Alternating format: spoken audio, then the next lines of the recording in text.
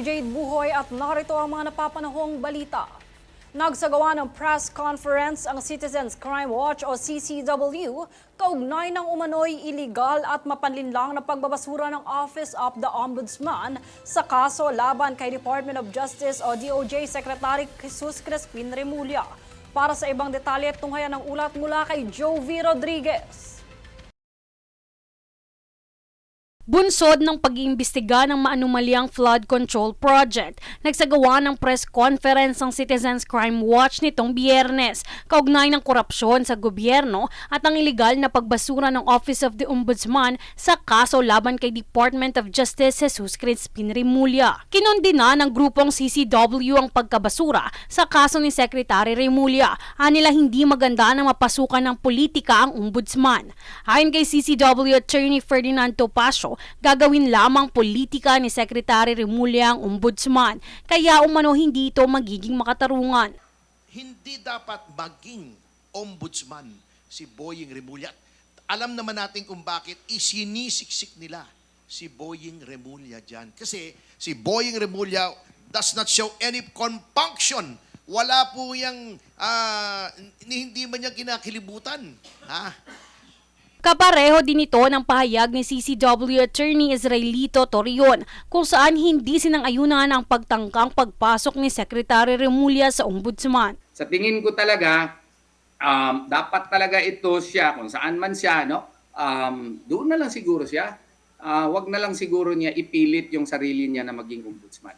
Matatanda ang sinabi ni Secretary Remulla na tuloy-tuloy ang kanyang aplikasyon sa posisyon ng officer in charge sa ombudsman, bagamat ipinagbabawal ang may pending na kaso sa pag-apply. Samantala, ayon sa opisyal na pahayag ng opisina ni Senator Amy Marcos, may kaso pa rin umano ang kalihim dahil nag-file ang senadora ng motion for reconsideration. Sa kabilang banda, kaugnay sa magaganap na rally kontra korupsyon, paalala ni Attorney Jimmy Bondoc na piliin ng maayos ang rally na dadaluhan sa March protest sa darating na linggo, sapagkat ito ay laban sa korupsyon at hindi dapat na may panigan na kung sino mang politiko. Kung mamimili po kayo ng rally, maghanap kayo ng merong Romualdez resign, Zaldico, Managot, at BBM. Resign, di ba? Hindi dahil dapat na siyang mag-resign, pero at least it shows that the rally is fair.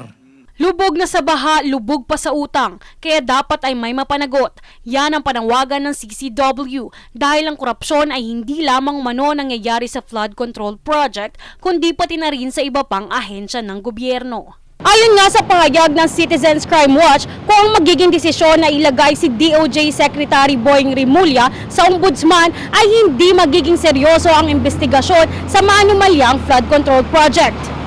Ako si Jovi Rodriguez, nag-uulat para sa Golden Nation Network.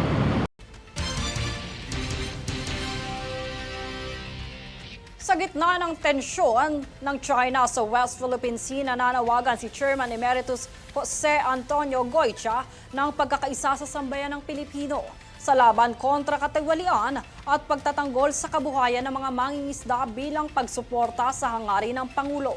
Tunghayan ang ulat mula rito. Kamakailang ibinunyag ni Chairman Emeritus Dr. Jose Antonio Goycha ang patuloy na kalbaryo ng mga mangingisdang Pilipino na nawalan ng kabuhayan dahil sa agresyon ng China sa West Philippine Sea.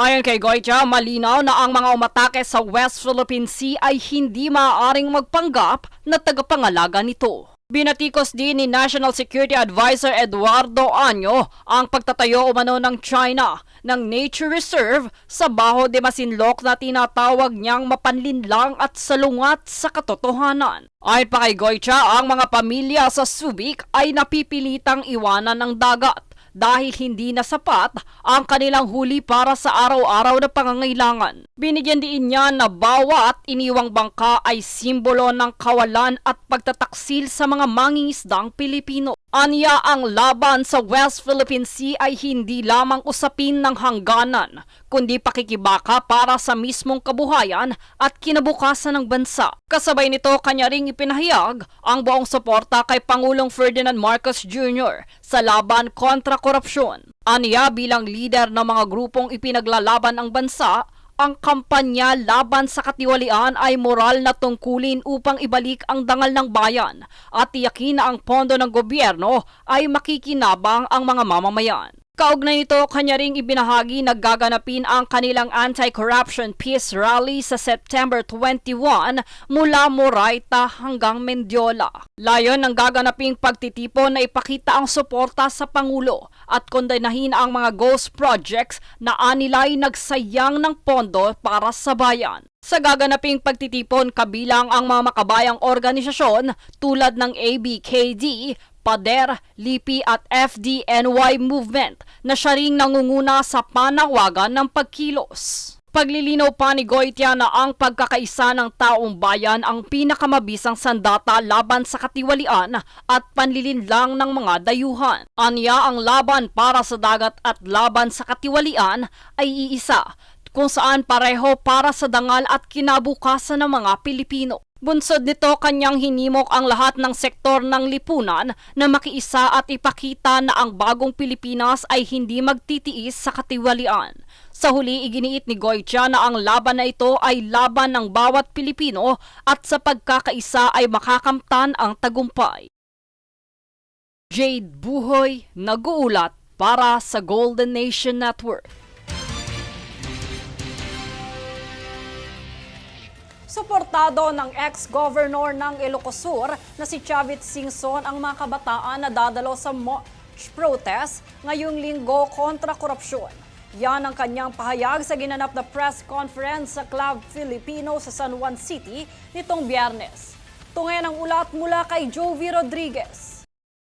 Suportado ni former Governor Chavit Singson ang mga kabataang dadalo sa ngayong march protest ngayong linggo. Yan ang kanyang pahayag dito sa San Juan City.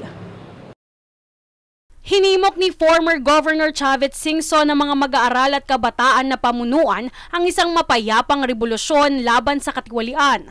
Kaugnayan sa mangyayaring protesta sa iba't ibang lugar sa Metro Manila sa darating na linggo. Dinaluhan ng naturang presko ni former National Security Advisor Hermogenes Esperon Jr. kabilang na ang iba pang mga opisyales ng gobyerno at lider ng mga aktivistang grupo.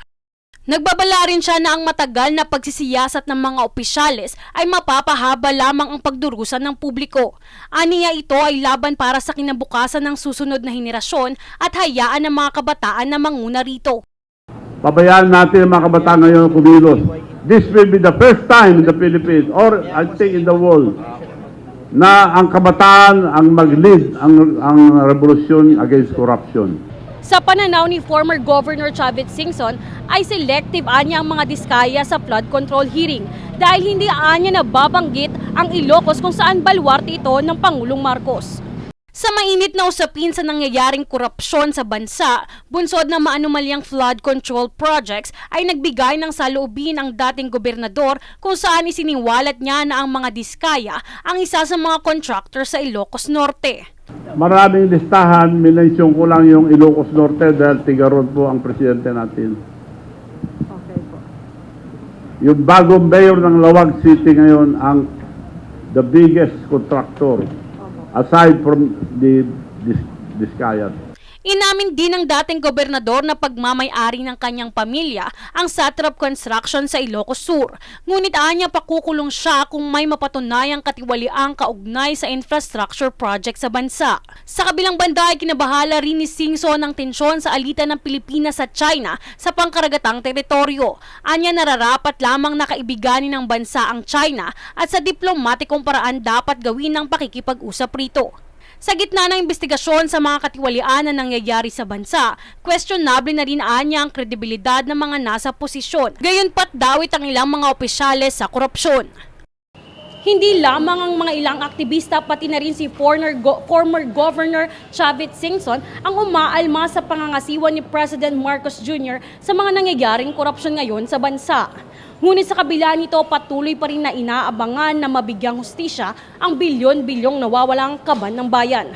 Ako si Jovi Rodriguez, nag-uulat para sa Golden Nation Network.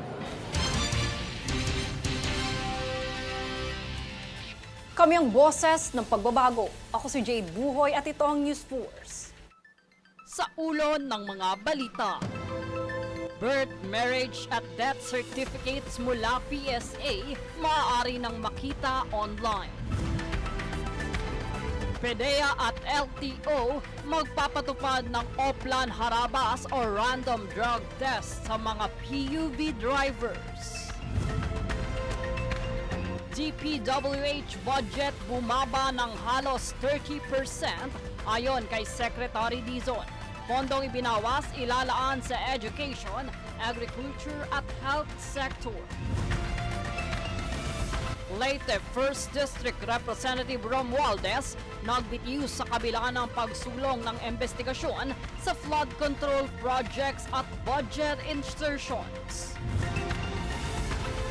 Alex Yala, number 57 na sa world rankings. Bini, nakatakdang mag-perform bilang first all-Filipino group sa Coachella. Patas at pantay na balita, komprehensibong ulat para sa pulso ng masa. Ito ang News Pool.